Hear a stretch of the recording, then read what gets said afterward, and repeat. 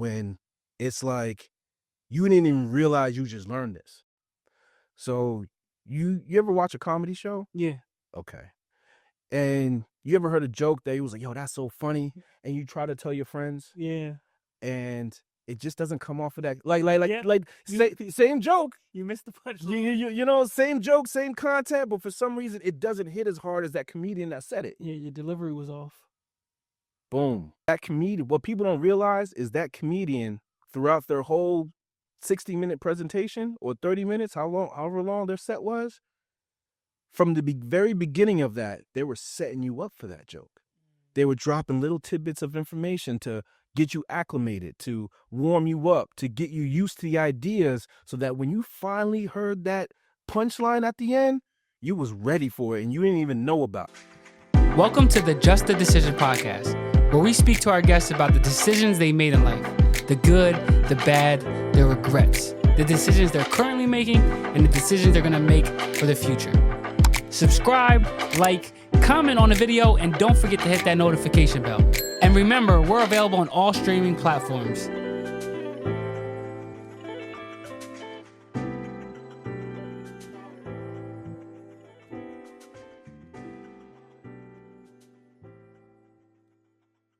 Welcome to the Just the Decisions podcast, where we speak to our guests about the decisions they made in life, the good, the bad, the regrets.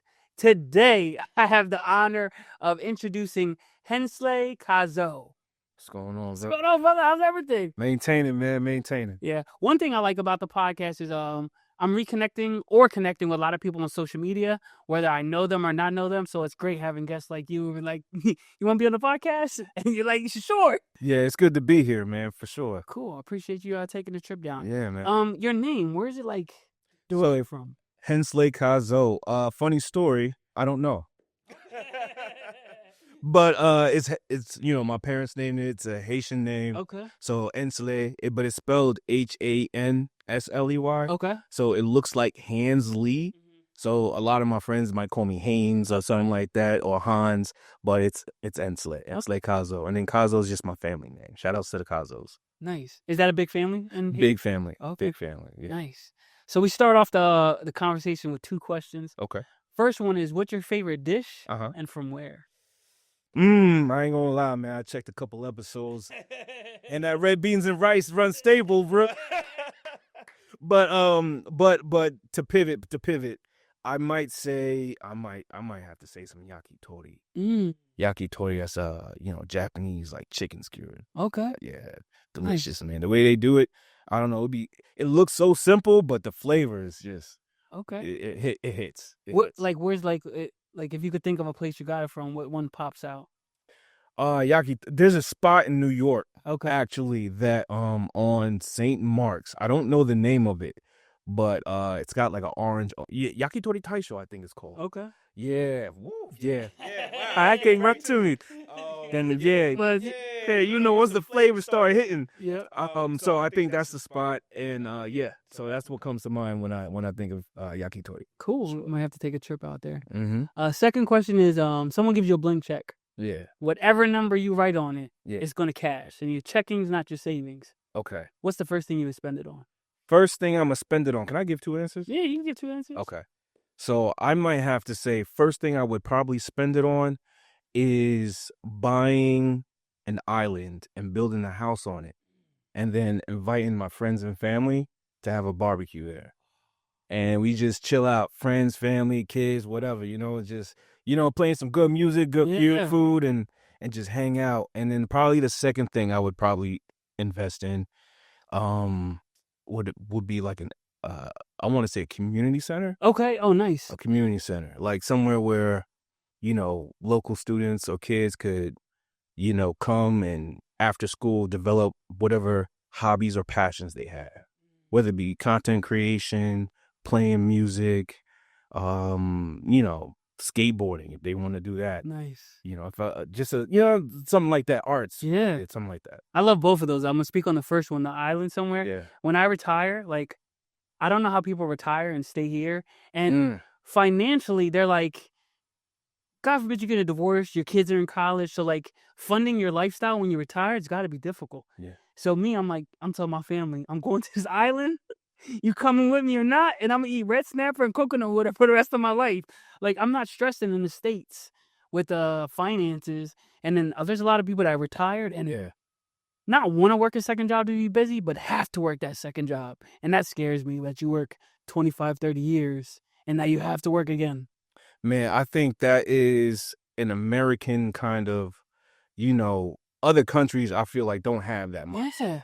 A job is just kind of your job. You get there and then you go home to your family and friends and that's your life. Yeah. Yeah, but yeah, a lot of, I don't know. But yeah. Yeah, I don't care if it's a hut.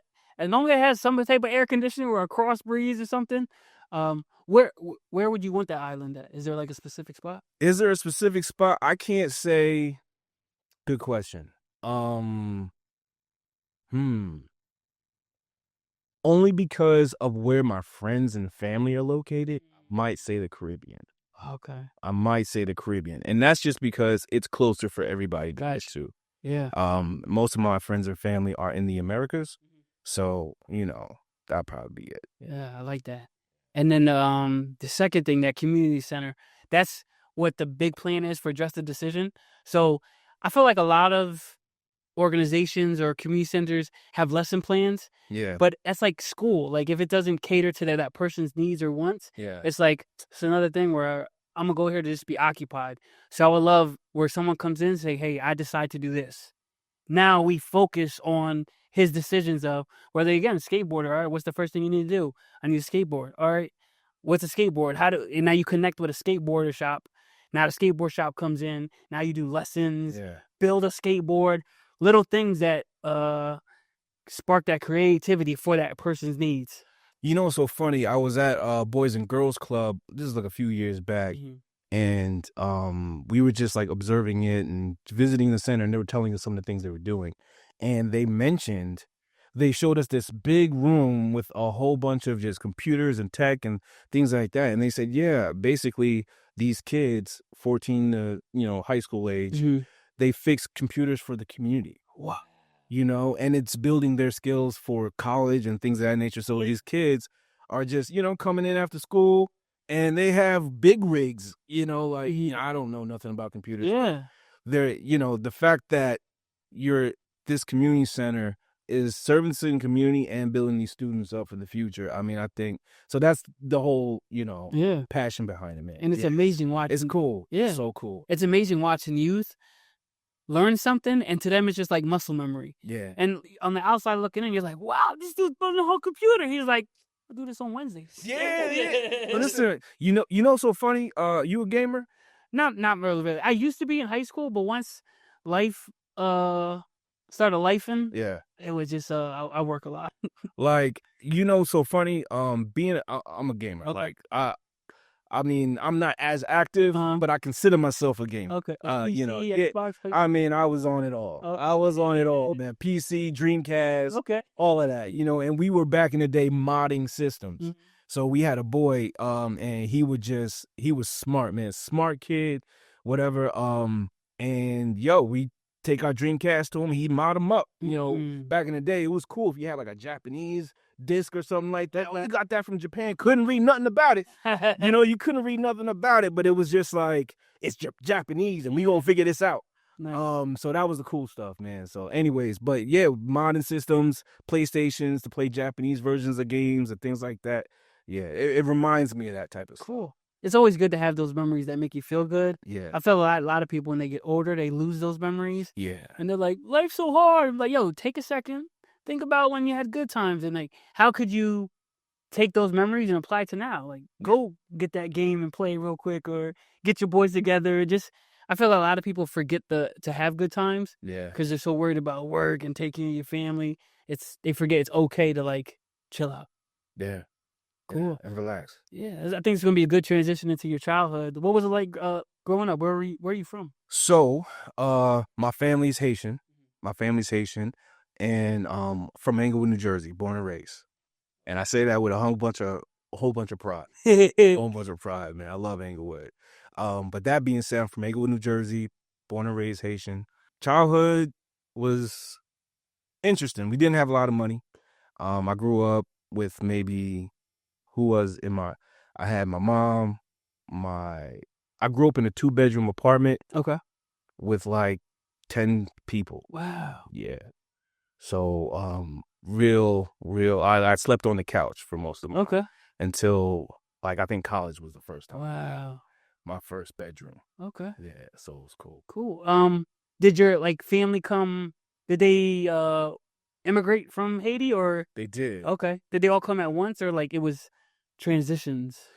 I mean, it was transitions. Okay. I mean, a good amount came at one point, and then they tell each other, Mhm. teach each other how to get through and stuff like that. So and then more and more came. Yeah. Okay. Cool. Yeah. What about siblings?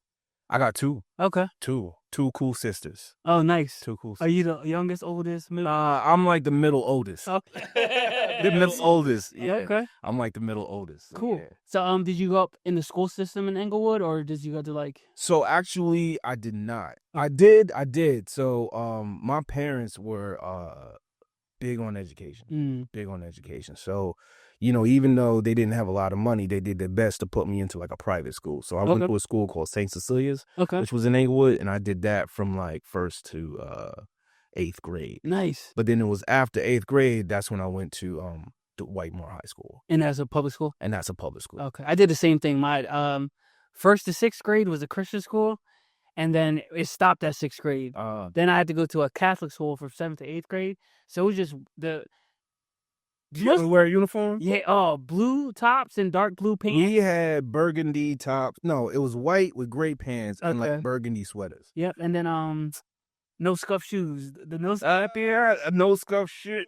Yeah. Wow. Yeah, so it was cool. I feel like I had a rough start with religion because it was forced. Yeah. It was like, you're gonna go to school, you're gonna learn religion, and you're gonna do this. And one of my first hiccups is I think I was in 1st grade, 2nd grade, because I got left back in the 1st grade. Okay. Teacher's giving a religion plan, and I've always been a nut.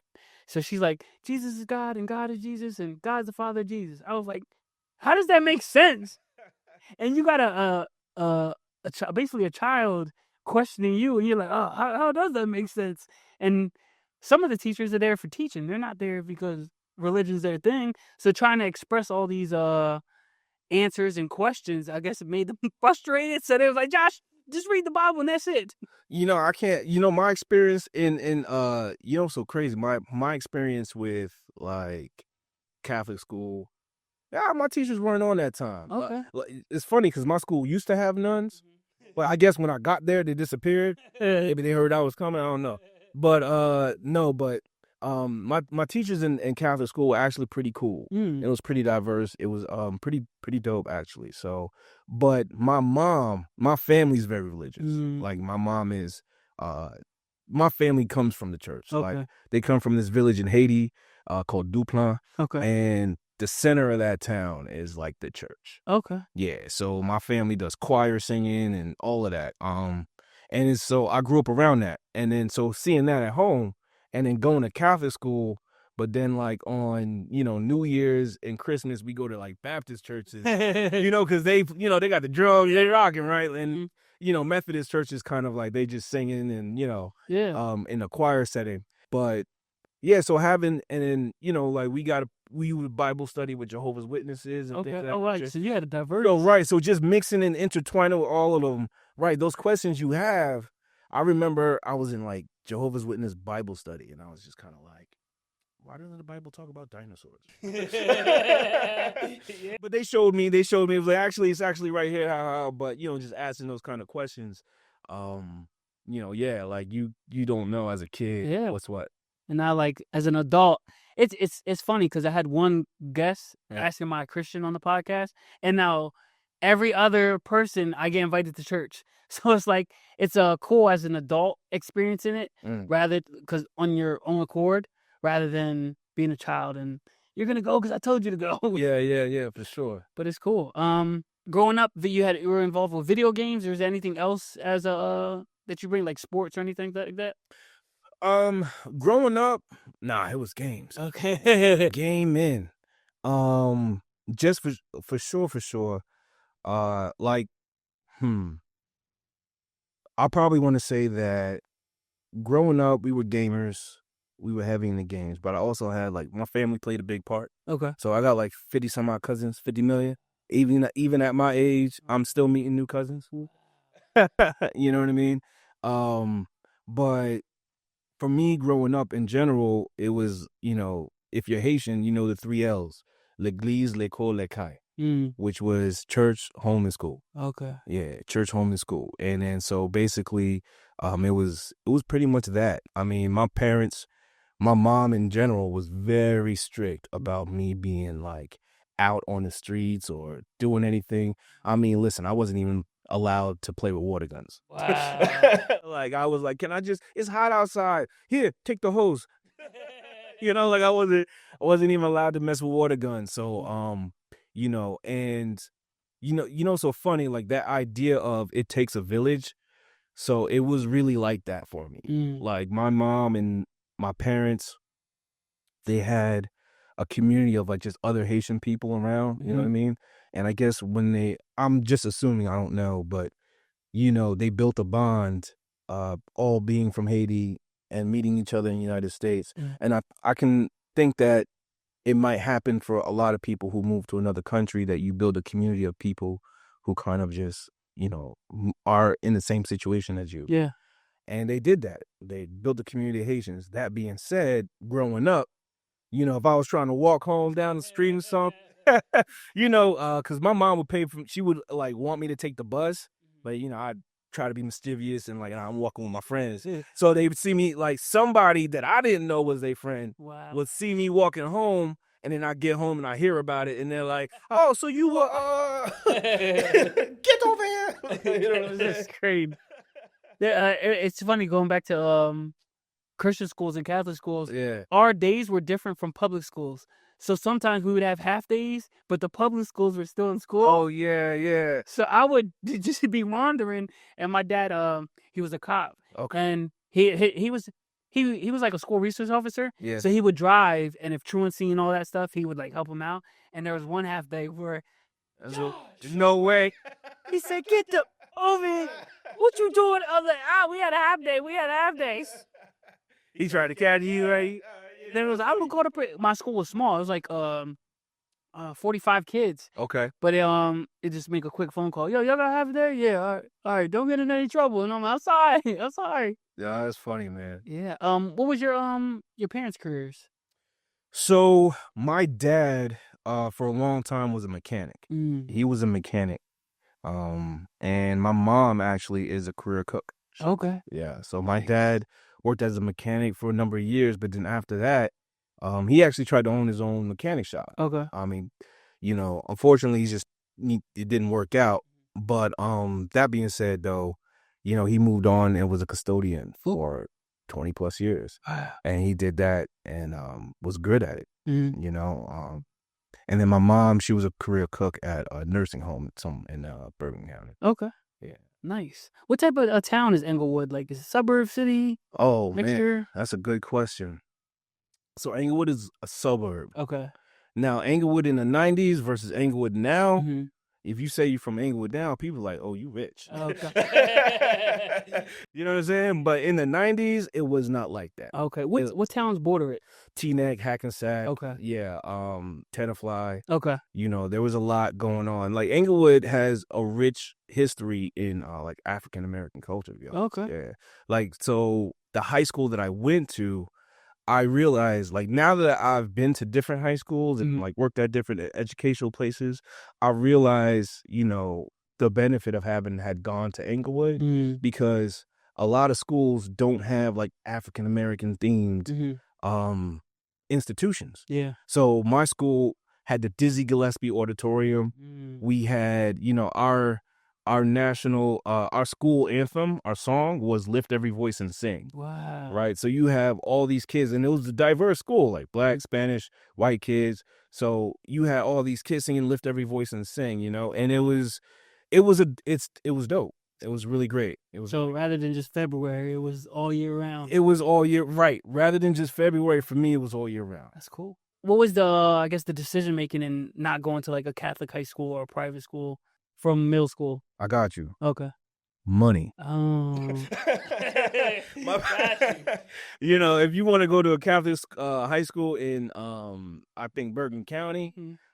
that's like college. You might as well be going to college already. Yeah. So we didn't have the money, and it was like, it's not so bad. It was like, you know, walk home. You go. You know. So that's what I think. That's what was the decision. Cool. Did your siblings go to the same elementary and middle school and then high school?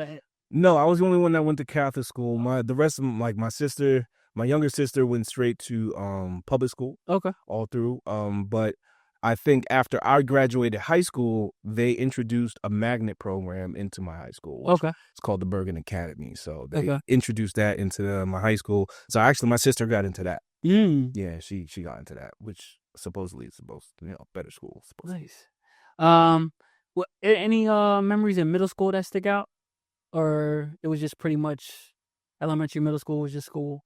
Nah, I really enjoyed my Catholic school days. Okay. You know, the people that I like from I had the opportunity from 1st to like 8th grade. Mhm. I generally grew up with I had the same exact classmates. Nice. So like the thing about Catholic school, it's small, not a lot of students. My school, I graduated 8th grade with like 22 kids. Okay. Yeah, not 100, not 50, like 22.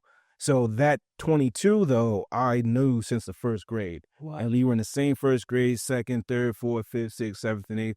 So I mean, I see some of them today, and it's like, go on, My guy. Yeah, my God, that's it. And it was cool. It was really great. It was really great. So like that actually sticks out to me when I think about Catholic school. Nice. All right, we stepping into high school. How was high school? So high school was the was game changer number one. Mm-hmm. Game changer number one. And I feel like as an educator, like, you're on the outside of somebody else's growth, right? Mm-hmm. So I'm looking now, like having been a high school teacher and seeing kids develop from freshman year to senior year, like you kind of realize like, high school is that time of year where they decide who they want to be, really. Whatever you was messing around with in middle school, either you're fully going to get into that or something else going to pique your interest and you get into that. Yeah. So for me, I never did sports. I never did anything before high school. So high school is where I got into theater. Oh, nice. High school is when I really got into art. I found the art collective and I found some really dope dudes who I'm still very cool with today. Okay. Who love art and drawing. And we had like art competitions. Wow. It would be, and that's where you found that's where I found my collective pretty much. It was, I come in with one drawing of like Trunks from DBZ, and then this dude would come in with Deadpool, and I was like, who is that? At that time, nobody knew who Deadpool was, and it was like, who's Deadpool? Or I didn't know because I wasn't a Marvel fan. Mm-hmm. But you in the art room having conversations about who's gonna win. Is it gonna be Marvel or DBZ? Mm-hmm. So high school was dope because I found a community, and it was just kind of like, oh, you draw too? All right, come on, let's go. Nice. Or you gaming too? You nice and Tekken? You said what? Yeah, yo, 199 Humphrey Street, come see me. So that was the energy back in the day, man. So but high school was cool. High school was, I think I had that. I'm not gonna say me myself. I was just, like I said, I grew up in a Haitian household. Mm-hmm. So a lot of things that were popular at the time, I wasn't really privy to because like my dad, he listened to like Bob Marley and like a lot of Haitian music. Okay. So things like Biggie Smalls or Tupac, I really didn't know anything about, or BET even. So when Biggie died, I had no clue. Wow. I didn't know who he was. And everybody's looking at me crazy like, you don't know who Biggie is? I was like, you know what I'm saying? Yeah. So, I being an immigrant child, and I really had to learn about the culture, so I can assimilate, so I could be cool. So I would spend hours listening to, like every day after school, 6, 7 p.m., I'd turn on Hot 97 and listen to whoever was on the radio, and like I would be jotting down like music songs. I would be like trying to memorize lyrics just so I could, like keep up with everybody at school. Yeah. Yeah. You felt like that was something you enjoyed, or was like a homework assignment to make sure that you fit in? Maybe a bit of both. Okay. Maybe a bit of both, because I really did start to enjoy hip hop. You know, like, and it's funny because some of the things that I enjoy now, I probably never had a genuine interest in it before. But you kind of grow to learn to love things. I don't know how to say that. You know what I mean? Yeah. So Like your parents feeding you food, you're like, well, like, yeah, and like you ever listen to a song a bunch of times? Like when it comes out, you're like, yo, this song is trash. Yeah. But then they keep playing it on the radio. You know, it's actually Catchy. it's not so bad. Yeah. So I think that's what a lot of the things I got into became. But no, when it came to hip hop, I was like listening to it. I was trying to get involved in it. And then also like my two cousins. So I got a lot of cousins, and so a lot of them are like brothers and sisters. Okay. So my two cousins, they were both into hip hop, heavy. So I definitely had my influence from them as well, for sure. Nice. I know one of our talking points is going to be mindset. Looking back in high school, I feel like a big issue is finding your identity. Yeah. And being able to express it to other people. Like you saying, you're finding people that like art. That's easy. But that a person that doesn't know what they like. Yeah. What's some like how would you walk a high schooler through that process? If you don't know what you like. Yeah. Well, that's a good question. But I would probably say that you do like something. And if it feels good, as long as it's not harming you, check it out. And then here's the other thing too. If you're at a point where you don't kind of know what direction to go, and maybe you're talking to people asking for advice, listen to it. Yeah. One of my things is kind of just say yes. I don't know if we're gonna get into that later, but yeah, we talk forever. yeah. So, but like that being said, so one of the things that a lot of the opportunities that came to me came because somebody suggested it, and I was like, okay. And I didn't know nothing about it. I then was like, should I do this or not? Nah. It was like decisions came a lot faster when I was younger versus now that I'm older and I think more. And I have to catch myself sometimes because some of the best experiences in my life came off of decisions that were on a whim. Yeah. Versus now, it's like, I'm like, man, I'm thinking about this too much. And I should just do it. Yeah. But you're worried about the consequences versus back then it was just kind of like, all right, I ain't doing nothing. Yeah. Those that say yes when things you shouldn't be doing come into your life. Well, I'm just trying to focus, like thinking now, looking back as a high school kid, like how would you walk through that? Because I'm not a dad, so I've never had that conversation with someone like, yo, you shouldn't do that. I know I said say yes to experiences. How would you walk someone through that? You got to also weigh like the action, and this is the other thing too. I say yes in a sense of things that you have no control over, or you really don't know what's coming from, or like what's gonna happen. You can't worry about. But like obviously, if it's some kind of substance, you can get hooked, lose your job. Okay, maybe I shouldn't do that. But if it's an opportunity, like somebody, I'll give you an example. One of my teachers, I had just come back from living in Japan, right? Oh wow! And I was looking for a job, and I used to substitute teach during college. Okay. Because somebody suggested it to me. There you go. So I'll start with that. I was, in college looking for another job. I was like a junior at this time, and somebody was like, why don't you just substitute teach? I was like, oh, okay. And I had never taught before, like never been in that field, nothing like that. But I was like, okay. And I said yes. And I filled out the form, figured it out, and I was substitute teaching. And that was my first taste into education. Yeah. And so that was a moment when I said yes. Cool. So we'll backtrack a tiny bit. In high school, anything else, talking points about high school that you can think about, you want to talk about? I mean, yeah, I feel like that's again finding your identity, and those decisions in high school, you go left or right real fast. Yeah, you can absolutely go left or right real fast. And I had I'm just fortunate enough. I went to a high school that had teachers that were mentors and teachers that, really looked out for the students and their well-being. Honestly, if it wasn't for high school, I may not have gone to college. Yeah, like, as I mentioned, I was a gamer, artist kid, and then also an immigrant child. So, like, my family knew I should go to college, but none of them had been. Yeah.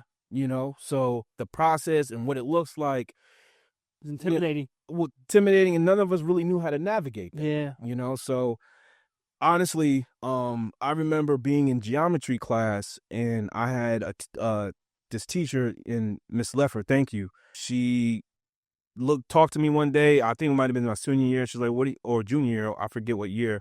And she said, "Hey, what are you doing for college?" And I was like, "Oh, I don't know." Like, just like that. I hadn't applied for nothing like that. She was like, "What?" And I said, "Yeah, I really haven't thought about it." And she was like, "You're not doing this, and the third?" I said, "Oh, really? I'm supposed to do that?" Wow. I had no clue. And she like took the initiative to say, "Look, listen." She came up to me one day. She was like, "Listen, I want you to do this with me." And now teachers, I don't know if they could do this anymore. But she spoke to my parents and was like, "Hey, let me take your child to visit some colleges." Wow. And she had me spend a weekend with her son at Susquehanna University. And man, that moment, I looking back on it, man, that was like, I wish I had like teachers, man, like that moment right. You must have been a favorite. No, I mean, but she would have done it for she would have done that for any one of us. Wow. I would love to say I was her favorite, but she had that heart for us. Yeah. And I think in my heart of hearts, I want to believe a lot of teachers have that heart for their students. I think these days, that was early 2000s. Now we're in 2025. Yeah. And I think these days, teachers would do that if they could, but there's so many rules and regulations that prevent us from caring. Wow. Well, yeah. Yeah, that's it. Because that slightest thing could get you in trouble. And you're like, dude, I'm not trying to risk my paycheck, tenure, my job. Yeah. I got to take care of my... Oh, for somebody saying something that you was trying to do. And absolutely. Yeah. And so, but yeah, so that was a significant, like, if we're talking about high school, that was probably the most significant. Her exposing me to these colleges. She took me to Temple. She took me to Kane. Wow. And then that's how I got into Kane. Wow. And that's how I got into Kane University. Yep. Cool. Yeah. Yeah. I think that would be another part of the community center college tours. I grew up with an organization called Urban Promise in Camden. Yeah. Any little aspect of life you can think of, they funnel you in it. Yeah. College. If you don't want to do a college, let's go to trade schools. You don't know if you want to do a trade school, what do you want to do? They'll find you a mentor in that field, because so many people donate to this organization throughout the world, where it's sad to say, but if you mess up, that's on you. Yeah. Because they got the tools. You just got to ask. You can't. They're like, these are the tools. Pick. It's sort of like Pokemon. Which one do you want? Fire, water, or grass? And they're like, no, I'd rather not play. Well, the tools is right here. What you mean you don't want to play? Yeah. But so crazy too. It's like, if you come from a certain background, those type of programs, man, were so clutch. Yeah. To a lot of people, man. A lot of people. Yeah, and then that's when I my junior year of high school, they took us. It's called the Christian Education Coalition for African American Leadership. Yeah. It's called CCAL. Okay. They did college tours for just HBCUs. Oh yeah. For a week, we did like maybe 20 colleges. Yeah. Fast food, breakfast, lunch, and dinner. You happen from this college to this college, this college. Going back to that say yes, I wish I would have said yes to an out-of-state school. Yeah. But then money. You're like, do I want to? And then you got to think about coming home. Am I taking the train? Am I taking a flight? But if I go back in time, I would have definitely went to school out of the state of New Jersey. I mean, you know what? And I would think, like, me personally, I kind of think that, I think about that. My sister went to Temple. Okay. And I'd be like, man, she went to Temple, y'all. If I knew, because after me, that the family knew a little bit more. So she got to Temple. Mm-hmm. And I was just kind of like, man, but everything happens. Honestly, King University was one of the best things that could have happened to me. Nice. Yeah. Yeah. So after high school, I feel like most people have the options of military. Yeah. College. Yeah. Trade school, or you just go into the job force. Yeah. So congratulations on getting to the King University. Appreciate it, brother. Yeah. Same.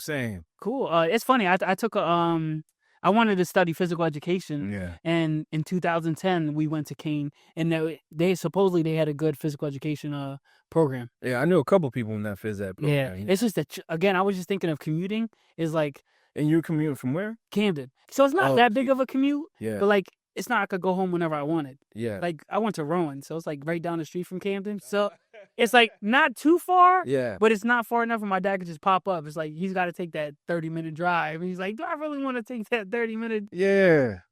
And then they had the campuses. There's the Camden campus. Yeah. So you could just hop on the shuttle and take a shuttle from Camden to Glassboro. Then I don't know if you're supposed to do this. At that time, you didn't need an ID to get on the shuttle. Yeah. So my friends that didn't go to college would come out and hang with us. So it was cool because sometimes you need that experience to be exposed to something. Yeah. To be like, maybe I should take one class in college. Even if you don't take the full 12 credits, take one. Even if it takes you 10 to 15 years, you're going to have a degree. You know the thing about college is really what you make it. Yeah. You can go to the best college in the world and walk out of there like, yo, this was crap. Yeah. Or you can go to the smallest college in the world and say, yo, this was the best experience in my life. Yeah. You know, I was fortunate enough where it was just like, you know, it was a great experience. Yeah, I love Rowan University. Yeah. But how was the college experience? Kane was cool. Kane was great at the time. You know, I think it's still great now. The school's grown. But for me, Kane was great. That's where I got into a lot of my other things that I'm passionate about now today, which is like organizational structures, things of that nature. So I got involved, unbeknownst to me, I got involved in Kane. Started getting involved in like student government and student organization. Okay. And then through that, that's where I developed my sense of just community and working with people and, you know, networking and organizational, like non-for-profits and stuff like that. Yeah. Cool. Did you know what you wanted to study, like declare your major freshman year, or did it take some time? So coming off of that whole art thing in high school, my major was graphic communications. Okay. And that ended quick. Once I was sitting down at the computer and like, what does this major do? I just sit down on the computer all day. Yeah. And, you know, like make advertisements. Whack. I was like, no, shout out to all graphic designers, you know what I'm saying? No hate, but you know, it wasn't for me. And then that's when I moved into international business. Okay. International business, man. But yeah, and so even with that though, like towards the end I realized I don't like business. So I just but I stuck with it because I was like, I gotta graduate at some point. Yeah. It took me almost 6 years to get a 4-year degree. Yeah. I didn't know what I was 5 years. Okay, it's not wrong with that. Yeah. And it's just, again, it was like 5 years is cool. I don't know how people graduate in like 3.5, 4, because it goes by fast. And I knew some people taking 2 majors, 19, 20 credit semesters, and I was like, okay. Yeah, I was just like, Look, go. You taking 18 credits this semester? Yeah. And you're taking summer school and winter classes? I was like, dude, how do you enjoy college? Yeah. But their job, it was to get out. It was like to go to school, because some people, like they came from that education background. Yeah. They take this 100% serious. And Yeah. your job is to get in and get out, not play around. Me, I played around too much. Well, and so here's the thing too. If you ask me what I studied in college, like I'm drawing blanks. Mm-hmm. Yeah. You know, but the experiences and the people I met in college are what shaped my direction. Yeah. You know, I look, like I said, I got involved in non-for-profit. I joined a fraternity. Size and Mafa, shameless plug. That's where we met. You know what I'm saying? Shameless plug. But yes, but you know, and this is for anybody like who is getting involved in university. The university is an opportunity to get exposed to different things and different people and different ideas that you never even thought of. It's basically networking. It's network. Like fun networking. It's fun networking. Mm-hmm. And then you might meet somebody that you chill with on Fridays in the dorms and y'all just do whatever. But then that person might turn out to be like a financial CEO in like 20 years. Yeah. And that's still your homie who was, you know, hanging out with you in the quad. Yeah. That was just drinking Monster Red Bulls or something. You know what I'm saying? Yeah. So that's the thing about college, because everybody is at the beginning of their dream. Mm-hmm. And it's interesting because I would say that a lot of my opportunities that have blossomed now. Like even me being in education, the only started from me being a substitute teacher out of necessity, right? Yeah. And the idea that this is just a cool job, 8 to 5, 8 to 3. I get out, I enjoy my nights, weekends, holidays off. This is it. Yeah. This is the dream. You know? So like it didn't even register to me that I might actually like this job and be vested in it and making the field better. You know, I never even doubt at that time. I was just like, this works. I'm gonna do it. I'm gonna stick with it. How did you become down? I don't know if it's still around, but I did substitute teacher for a very short time. Yeah. And it's called Source for Teachers. So you just go to like a little class, you sit in a class, and then they give it access to an app. And then in Monday morning or Sunday, you could pick all the schools that you wanted to.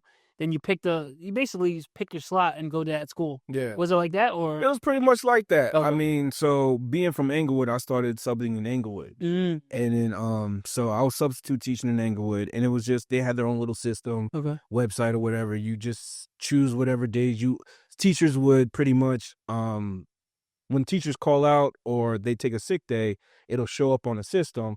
And whatever school, whatever teacher, if you want to fill in for them, you just select it. So you made your own schedule. It was great. Nice. Yeah. What kind of a sub were you? Were you like packet sub or? Man, listen, I was, mind you, this was still I was still in college, by the way, y'all. So please keep this in mind. But man, I would show up, you know, like just chill out, man. You know, but here's the thing that and this is the thing about high school too. Like I was. Not for nothing, I was like 21, 22, and these people were still like 18 years old. Yeah. You know, like not much of a difference. But that being said, I would just come in there, chill, probably like read a newspaper or something.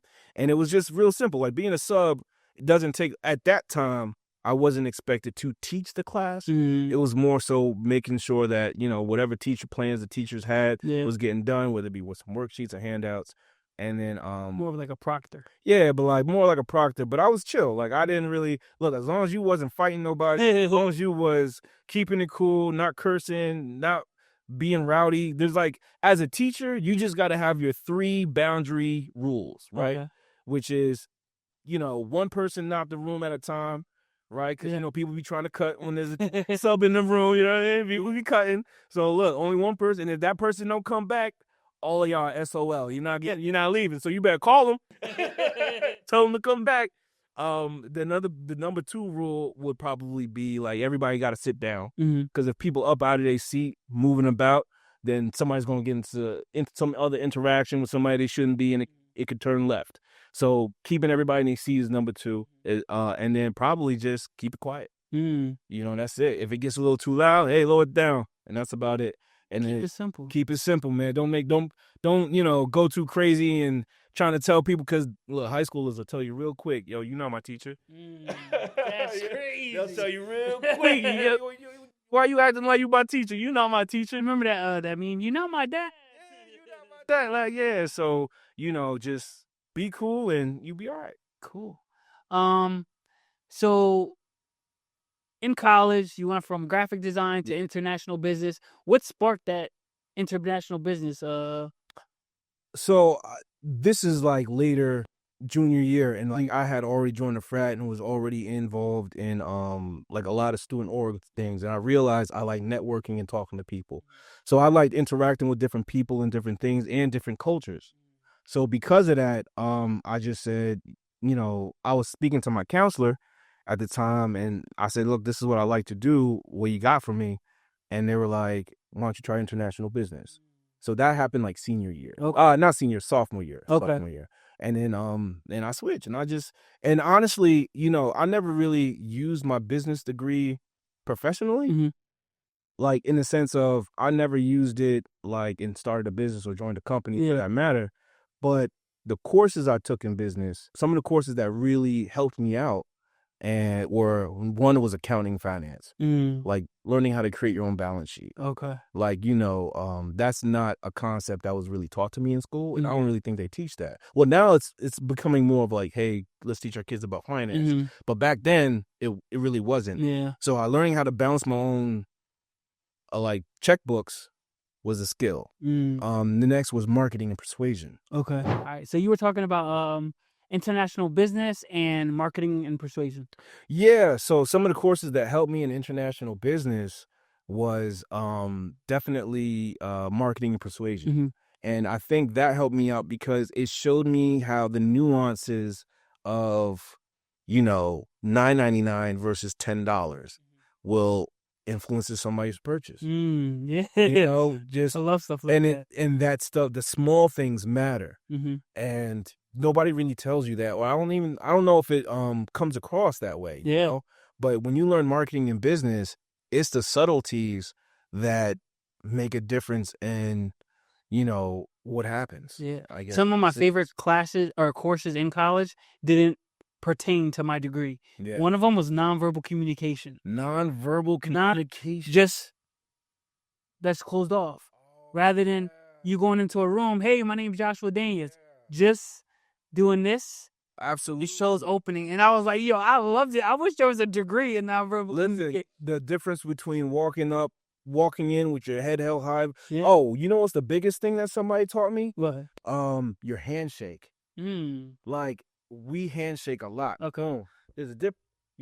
You feel that? Oh, the energy. Now, if you somebody like, yeah, if you get like a weak handshake, your image of the person changes immediately. Yeah, it's kind of soft. It's funny because this guy's soft. Yeah, and you don't want to say it like that, but maybe there's like a symbol of assertiveness or whatever, but that message was conveyed in that handshake, the way you move, the way you walk. So it's kind of interesting, like those little subtleties are a reflection, or may not be a reflection, but it signals things. People will make assumptions about you. Yeah, nonverbal communication. You talk about marketing. One of the craziest things I learned is colors and the way they react with people. Yeah. What color makes people hungry? I don't know. Red. McDonald's. Chick-fil-A. Really? KFC. Wendy's. You could eat a full dinner and you drive past a fast food restaurant, you start salivating like, I can use a Frosty. I never even I thought can use some French fries. So the color red makes people hungry. They say that for job interviews too, right? Like the color shirt you wear. I don't know the specifics about it like that, but like whether you're wearing blue, you can Google it at home. Yeah. Whether you blue or red or something like that signifies to the person that's interviewing you like a certain idea or personality, like subconsciously. What's your go-to colors with a suit? Go-to colors with a suit? I try to stay away from a white shirt. Oh, see, mine is... I try to stay away from a white shirt. Yeah, so mine is navy blue. Yeah. Navy blue top, navy blue pants. Brown shoes. Yeah. Either a light blue shirt or a white shirt with the blue tie.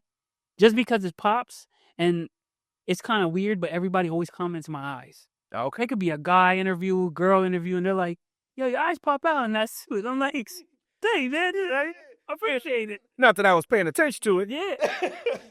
Well, cool. That's cool. Yeah. So I'm assuming you made it to graduation. I did. Nice. Eventually, I graduated. Whoop, whoop. Yeah. Cool. Yeah. And again, that's another scary phase in life because you're like, college is over. I'm stepping into another form of adulthood. Yeah. What were life decisions like that you could pick out of? So I actually had no plan for college. I didn't do any internships. I didn't do anything. So I graduated with this international business degree. And at that point, I decided I didn't like business. So I had this degree that I really didn't have an interest in. And this was one of those yes moments. I was talking to my boy, and we was just at the computer cafe, cyber cafe, just gaming. And I was telling him, he was like, oh, I take these Japanese classes in New York. He was like, a lot of people there just taught English in Japan. Wow. And I said to myself, well, let me investigate. And I Googled it, or at that time it was Yahoo. Ask Jeeves. Yeah, right. Ask Jeeves. I checked it out, and the online application was there. I just applied, and then in a couple of days they called me, and I was like, oh. And then I just went through the process. Literally, I graduated in May, and within 3 months, I graduated in May. I applied in June. I was on my plane to Japan end of August. Hold on. Your boy says they're teaching classes in New York and you end up in Japan? So literally, he was like, "Why don't you teach?" Because mind you, I was subbing at the time. Okay. And so he saw I was in school subbing. He was like, "Why don't you teach English in Japan?" Oh, okay. Because he had gotten the idea for the people that were at his conversation. Yeah, okay. And he's told me about it. I never heard about it. I Googled it. All right. In my Googling process or Yahooing process, I saw the online application for this job, Geos Corp, which is no longer around. I applied. They called me back a couple days. And within like 3 months from the time this was from June, by the end of August, I was in Japan. Wow. Is that one of your like biggest decisions where you just got up and left? It was definitely a decision. Everybody was like, what? I'm like, what? Yeah. Like, why are you? And then at that time, I hadn't traveling to Japan wasn't something anybody thought of. Okay. But I was like, why not? Wow. And what year was this? This was 2002. Wow. 2002. Was this your first time leaving the country? No, I'm lying. 2007. Okay. 2007. Was this your first time leaving like the country? First time, I mean, outside of visiting Haiti with my family, Mm-hmm. this was my first time, like, being on my own, living out the country. Cold turkey relationship. Cold turkeys. And this is one of those things that I was, I'm saying, like, look, although I've had the experiences I've had now, and a decision like that probably wouldn't bother me now, but if I had not been lived in any other country and you asked me to move now, I would be like, well, what about this? What about that? But like, that was a decision that, okay, like when you're young, I'm not a loser. you don't think about none of the consequences. Live in Japan, Tokyo drift, okay. Backpack. Yeah, like, what do I need to do? Like, that's it. Cool. Yeah. Wow. So what was that process like, just getting up and going to Japan? It was a lot of the people around me didn't really understand. Yeah. In New Jersey or in Japan? Well, I didn't know anybody in Japan at the time. But like, so when I was pursuing this, my friends, like a lot of my close friends understood, but like my family and stuff like that. And again, like my family is very like close knit and tight and stuff like that. So when I said I was going to Japan, they were like, why are you moving so far away from the family? Like, why are you, going on? My mom supported me. Like when she saw that I was like serious about it, I was going through, she was like, yeah, sure, And my dad was cool about it too. But for the most part, like everybody's just like, why? Yeah. I say that to say, that was like my first moment in time where I was like really making a decision for myself. And like, I could probably say like, people are not always going to have the same eyes as you and therefore may not see the same vision as you. Even when I was going to Japan, I was like, well, I'm making this sacrifice to go to Japan. Like my objective was like, I got to at least come back with the language. Yeah. And that's what motivated me to learn Japanese. Wow. Yeah. So, and then Japan was a whole trip. Like that was a movie. How long were you there for? I was there for 2.5 years. Wow. Yeah. Did it feel like forever? Or did it go by pretty fast? It went by so fast. Wow. It was a blink. And being 22, 23, living in Japan, man, it was, just like, it was a movie. Wow. It was a movie. It was a good time. When I think of Black people going to foreign countries and the people look at you like, you're I don't even know the word, but they're like, wow. Did you get that in Japan? Yeah, for sure. For sure. You got that in Japan. I mean, because, and this is 2007, mind you. Nowadays, maybe not so much. You know what I'm saying? Because actually there's like a lot of Black people in Japan now, in my opinion. But back then, oh yeah, like we were a rarity. It was, and it was no hate, nothing like that. It was just curiosity. Because, what people saw on TV, like, was now in front of them, and a lot of questions, you get a lot of, it was cool. I don't think I ever got like, sometimes they say people, were like, treat you like a celebrity, something like that. I don't think I ever got that, but like people were always interested because you believe it or not, like, people are well-versed on what happens in the States. And, so now it's like, I got somebody to talk to about it. And then that's what it was. It was just genuine curiosity and being able to exchange ideas and cultures, so, and like, because I was learning Japanese and I was practicing, even though I was sounding terrible, people, were very, like, they appreciated that even more. And they were just kind of like, oh, you trying to learn? Oh, come on, let me, and it was super helpful. Like one of my coolest memories in Japan was like week 2 and I had to do laundry. And this is like, this was like Japan in a nutshell. I lived in Yamanashi, which is like the countryside. Okay. By the way, fun fact about Yamanashi, the symbols of Yamanashi are called Furin Kazan, which means like, it's like an old samurai kind of saying. And the 4 kanji, the 4 like characters of Furin Kazan is on Ryu's belt. Ryu from Street Fighter. Anybody? That's a video game. That's a video game nugget. Anyways, so he's from Yamanashi. Anyways, Okay. so that being said, though, I was at the laundromat and I couldn't read anything. Like I didn't know what to do. So I'm like, and Japan's technology was above us at the time. So I'm like looking at buttons, figuring it out, and this lady sees me, and she's like, "Ah, see, I said, I know, and she's like trying to communicate with me. And she's like indicating, do you need help with this? And she ends up doing my laundry. Wow. Like wash and dry. Woo. And drives me home. What? And no communication between the I mean, we would, she knew some English and we were communicating, but like that type of just generosity and niceness. It's hard to come by. I was my first time really encountering that, man. And since then, Japan has had my heart. I love that. Going back to when you said it was my objective or goal to learn the language while I'm there. Yeah. I feel like that's a task most people don't learn. Like my dad at a young age, he was like, if the teacher tells you to read page 6 to 10, no one told you not to read pages 1 to 5. Bars. So now you're doing more than just what's asked. So you could have just went there, taught English, made a couple dollars, had some fun, and came back. But to take the initiative to, I'm going to learn that language, it's very hard to come by. I think it's society nowadays, but it's cool that you did that. I kind of wonder if that's from the fact of being an immigrant, Mm. And the idea that we have to do more. Yeah.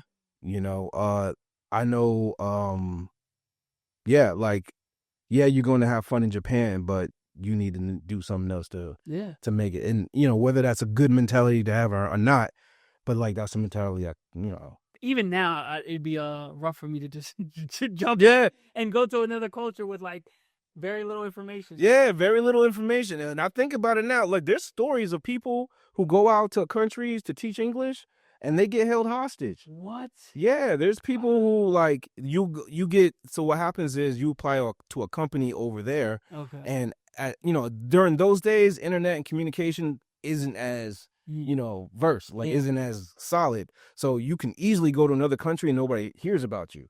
So you could there's stories I've heard in I'm not gonna shout any countries out, but people go to other countries and they're like, yeah, the company said that in order for them to do whatever, we got to hold on to your passport.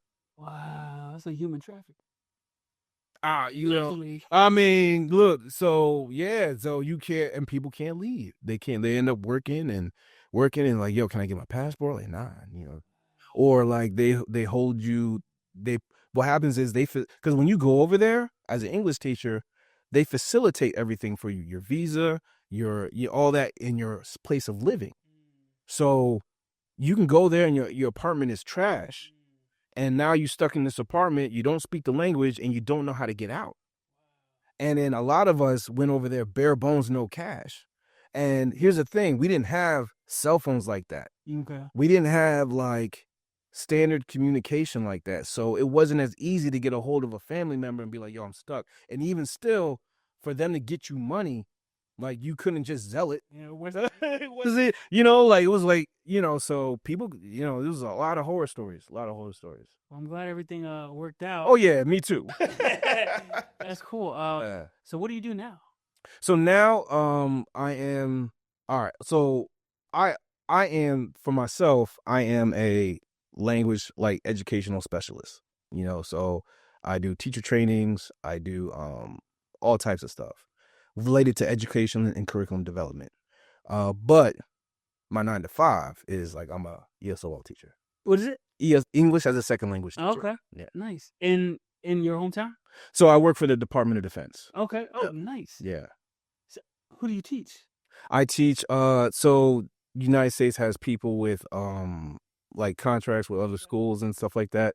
And we do partnerships with other countries. Okay. So they often come to US bases from Panama, Colombia, or, even Slovenia, they'll come to like the U.S. base, and they will, train. Well, their parents will train at the base. Okay. But meanwhile, while the parents is training at the base, their kids are going to school on base. I love this podcast because there's so many jobs out there. People like, you just listen out about that. Yeah, like how do you? So the way I found out about this is called the Department of Defense and Education Activity. Actually, so not the Department of Defense specifically, but Department of Defense and Education Activity.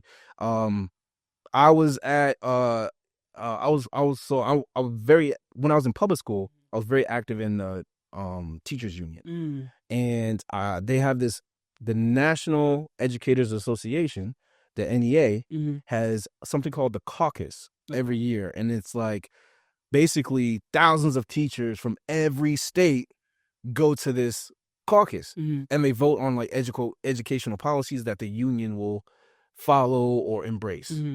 And during one of these things that I went to, I met some teachers who were living in Italy and stuff like that. I was like, what do you do? It was like, oh, we work for the, DODEA. And I was like, what? What's that? They were like, they explained it to me. And, it wasn't anything that I aspired to, but I happened to put my application in and it worked out. Wow. That's awesome. Yeah. So it was basically a referral. You got that job. Like it wasn't like a special LinkedIn link. No, you anybody can apply for it. Okay. You can just go to the website, but EAS, and there's, like any government job, you can just apply for it. That's cool. So how long you been with this? This is my first year. Oh wow. This is my first year. So I just completed my first year, which is, yes, thank you very much. Cool. Yeah. And looking forward to my second. Nice. Yeah. What's the future look like with the education world? You personally? Me personally. So education, as far as like what am I gonna do with it? Yeah, like do you see yourself with this job forever and ever and ever, or is there like future endeavors that you aspire to do? Well, I really enjoy what I do. Mm-hmm. Personally, for me, I love teaching and education, period. Nice. I love being in the classroom. I love working with kids, but my other passion is I love working with teachers. I love working with teachers in the classroom, new ones who are more experienced, because I love the dynamics of a classroom. And the dynamics of a classroom is something that I would love to see explored more. And I'll give you an example. The difference between a good teacher and a great teacher. You ready? Mm-hmm. Okay. So you ever watch a comedy show? Yeah. Okay. And you ever heard a joke that you was like, yo, that's so funny, and you try to tell your friends? Yeah. And it just doesn't come off of that. Same joke. You missed the punchline. Same joke, same content, but for some reason it doesn't hit as hard as that comedian that said it. Yeah, your delivery was off. Boom. That comedian, what people don't realize is that comedian, throughout their whole 60-minute presentation or 30 minutes, however long their set was, from the very beginning of that, they were setting you up for that joke. They were dropping little tidbits of information to get you acclimated, to warm you up, to get you used to the ideas, so that when you finally heard that punchline at the end, you was ready for it and you didn't even know about it. That's good education. I love that. That's good teaching, when it's like you didn't even realize you just learned this. And it all clicks, and you're like, You're like, how did I learn that? Yeah. One of the things I gotta shout out, this guy's my mentor, Brian Meadows. Okay. Was my college professor, and I only had like 2 classes with him, and I didn't realize how good of a teacher he was until I was like teaching years later. And I used to take his class, and I was like, man, this is so easy. Like, this is an easy A. Mm-hmm. But that's good education. Yeah. When you're learning things and it's not a struggle. Struggle does not equate to learning. And sometimes you run into teachers who feel like, oh, they did it too easily, so they must not have learned anything. They just, we got to make it harder. Give them more questions. Give them more, you know what I mean? Yeah. And it's like, make the vocabulary words harder. And that's not, like, what are we teaching here? Like, to struggle or the practicality and learning. And he was really good at facilitating that practicality, which I took with me into my classroom. One of my favorite teachers in education, he was like, my job is to get you the information and pass the test. It's your job to do the extra work. Yeah. How you gonna get the information to pass the test is up to you, but I'll help you out. And his dynamic was like unorthodox. Yeah. So like planets. How do you know the planets in order? He'd be like, all right, cool. How we gonna do this?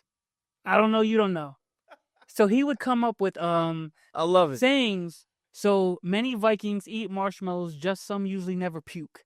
You like, what does that have to do with planets? Yeah. What's many? Planets? No. And the planets. You say you don't. Mars. Many Vikings. Venus. So now you know. So he came up with sayings for everything. Yeah. So now, like foil, first, outer, inner, last, math. So he would just come up with everything. So, that class, you'd be like, he would just come up and say something. And be like, all right, many Vikings eat marshmallows. And then when it came for the test, everybody just knew. There was no, I don't know. And now, as a 34-year-old man in July, this month, even when I come up with stuff, and I'm like, even for my job now, yeah, if I don't remember it, I come up with a stupid saying. And they're like, yo, Josh, what are you whispering? And I'm like, just so I know everything's in order. Yeah. And but that's a legitimate teacher technique. Yeah, okay. Yeah, like he flexed some skills. Yeah. Man, that's an awesome story. So like, I'm not into education, so I have to cheat with do what this new I have a question. Yeah. How do you see education and AI working in the future? Oh, so well, I'll say this. If you were, and then I think this is this is an interesting question. Because here's the thing, right? Like as a teacher, you develop your routine and you develop, your way of approaching the classroom. The hard thing about it is once you've developed that, it's hard to deviate. It's hard to deviate, and which is why you get a lot of teachers sometimes who have been doing the same things for so long, and then all of a sudden it doesn't apply to the classroom anymore. So that being said, as far as AI, old idea, like one of the bigger conversations right now is AI and essays. Okay. Oh, AI and essays and writing. Well, and in my opinion, I think that things like the conventional writing system, like kids don't even write it no more. To be honest, it's all texting and typing, right? Yeah, or cursive. Or cursive. Yeah. So people don't even write no more. And that's a shift of the times. When was the last time you really had to write something down with a pencil and paper? Yeah. You either texting in a note in your phone, or you're typing it somewhere, emailing. Yeah.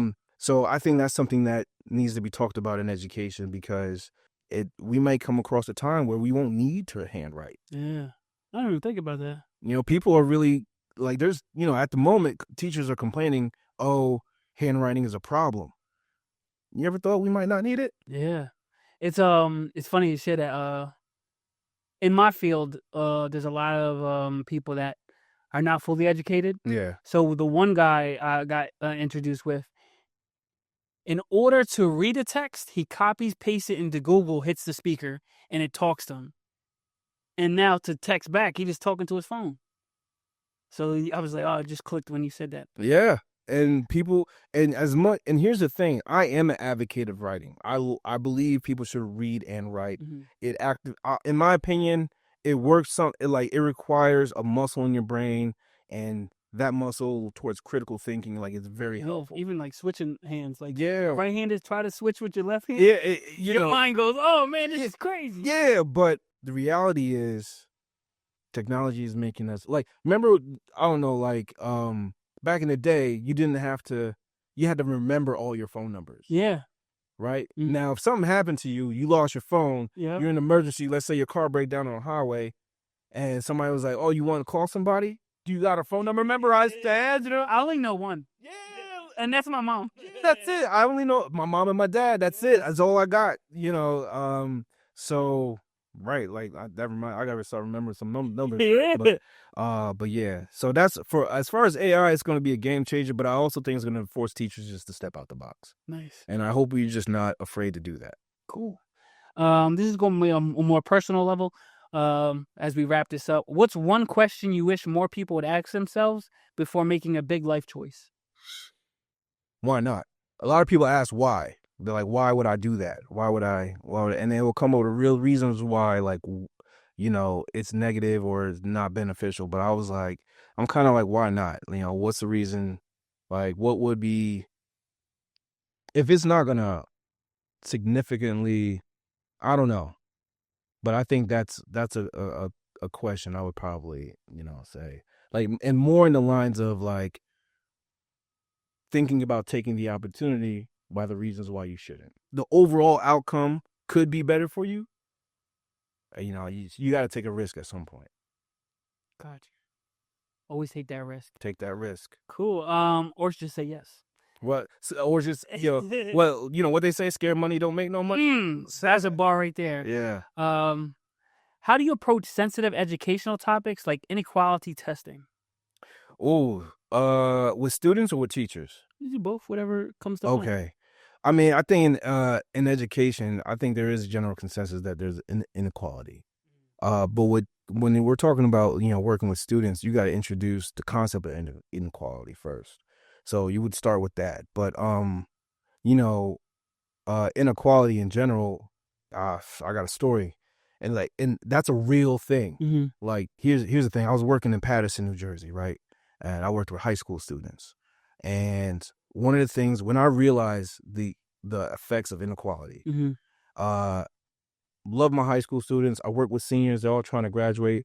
So I was like, let me reach out to some colleges, see if I can get one of them to come over here. And then maybe some of my kids might be inspired to go to that college. So I reached out to Stevens Institute. Okay. And, had a friend over there. And I was like, yo, what's the likelihood? Can I get you to come over here and do a presentation for these kids? He's like, listen, man, to be honest with you, your school doesn't even offer the programs or prerequisites that a student needs to get into my college. It would be like the college wouldn't even let me come over there. Wow. These kids had no kind of, no choice in the matter. They just happen to be living there. Yeah. And parents don't know nothing, like, parents don't know these decisions are being, like, through no effect of their own, your life has just been altered. Yeah. So that's the hard part sometimes with inequality in education. So I didn't answer your question about how would I present it, but no, that's just the real life. But that's something that's understood in education. Yeah. I feel like it's understood. Gotcha. And the last question is, what's one thing you could change in the world of education? One thing I could change in the world of education: inspire more of a growth mindset. Instead of a fixed mindset. Going back to what I was saying, sometimes it's hard to change. Mm-hmm. And teaching people how to change and how to embrace it and those challenges that come with it, because it's not easy being uncomfortable. It's not easy being uncomfortable, man. So, and it does require a bit of coaching. Okay. It does. I mean, whether you're reading a book about it and you're learning, so this is what I'm about to go through. Or whether you're talking to somebody about it who's like, oh, this happened to you? Yeah, that happened to me too. Let me tell you how to navigate that. So, and that's what, like having a teacher trainer or somebody, that's what, you need a mentor in education. Yeah. You definitely do. Somebody who's been through it, who can teach you how to grow. I love that. Mm-hmm. I like how you said, getting used to being uncomfortable. Yeah. My dad was a drill sergeant for most of my life, so it's wow. You live in being uncomfortable. So when people are like, this makes me feel bad, I'm like, I love that feeling. You start, once you've done it enough, it does become like you start looking for it. Yeah. When things are just copacetic and everything's going right, you're like, what the hell's going on? Yeah, like I need to, things are too cool right now. I need to do something. And I feel like people learn, it's like a sink or swim type of thing when you're uncomfortable, because like even something simple as like buying a house. What do? I don't know anybody buy a house. All right. Go to Google. Yeah. How to buy a house. Yeah. You need a realtor. Realtors in New Jersey. Hey, I'm trying to buy a house. I don't know what to do. Yeah. Then step by step. If it takes you, again, no matter how long it takes, you're gonna get there, but you're just on a different path because you don't have the information other people access to, like going back to the inequality. Can I just drop one more thing? Yeah. All right. One thing I always, like preach or talk to people about is like, do you know Naruto?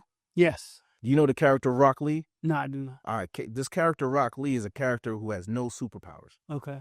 Like he's a ninja, but none of the ninja powers. Okay. He just works out a lot and trains really hard and practice. That's his whole mantra. And he has this one system called the 8 gates. And every gate he unlocks, he has to train to unlock it. And when he unlocks it, he gets stronger. And that gate is open forever. And in my opinion, that's what like learning and education and just moving through life. It's like you said, buying a house, that's a gate. You gotta, because you ever heard somebody who's in real estate and they're like, well, after my first house, it was easy after that. Yeah. Languages. You ever heard somebody learn a language and they're like, after my first one, it was easy after that. So I equate it to that. Like, all these struggles we go through, once you do it, it's easier after that. Yeah. And if you keep that in mind, I think that helps.